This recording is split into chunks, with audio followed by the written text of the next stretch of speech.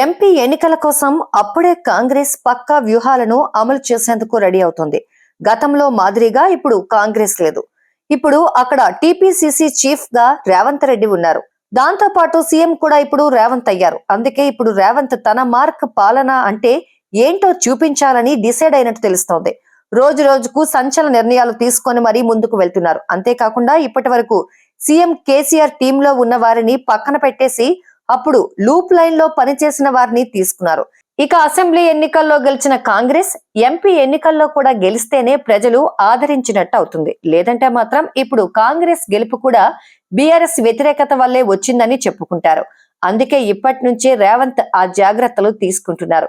రోజు రోజుకు ప్రజా పాలన అనేలా చర్యలు తీసుకొని కాంగ్రెస్ ప్రభుత్వాన్ని నమ్మి మంచి చేశామని ప్రజలు అనుకునేలా చేస్తున్నారు. అంతేకాకుండా కాంగ్రెస్ ప్రభుత్వం మీద ప్రజలకు నమ్మకాన్ని పెంచుకునేలా చేస్తున్నారు.